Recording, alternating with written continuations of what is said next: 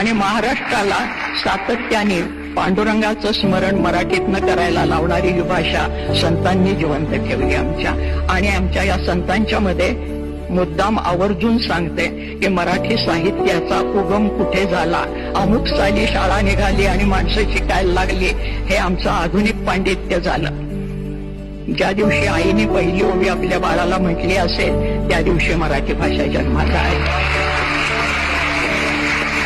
कांदा मुळा भाजी अवघी विठाबाई माझी, लसूण मिरची कोथिंबिरी अवघा झाला माझा हरी, असं म्हणणारा आमचा सावता माळी त्यांनी ही भाषा जिवंत ठेवलेली आहे. आणि या मराठी भाषेला अभिजात दर्जा मिळालाय. या सगळ्यांना मिळून हे अभिजातपण आलेलं आहे.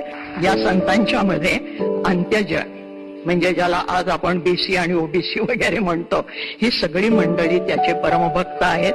हे कुठल्याही शाळेत शिकले नाहीत, त्यांना कोणीही शिकवलं नाही आणि तरी सुद्धा ते मराठीमध्ये काव्य करत होते.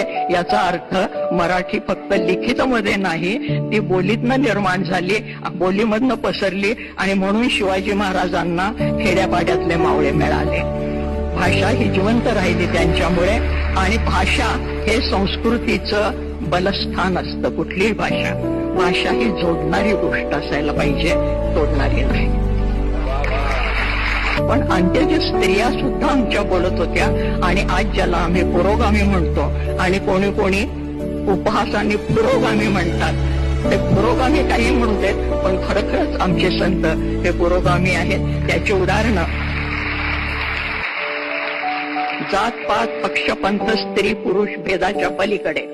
त्यामुळे स्त्री अध्यक्ष झाली हा महत्वाचा मुद्दा नाही, गुणवत्ता हा महत्वाचा मुद्दा आहे.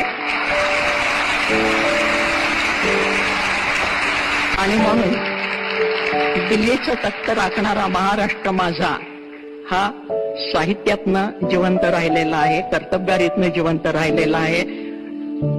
ज्या ठिकाणी संमेलन होत आहे त्या ठिकाणी मराठी माणसाने एकदा छावणी टाकलेली आहे. हा सगळा इतिहास आपल्याला माहिती आहे आणि आपण एकमेकांचं मैत्र जोडून पुढे जाणार आहोत. कारण भूता परस्परे पडो मैत्र जीवांचे, हे ज्ञानेश्वर महाराजांनी सांगितले.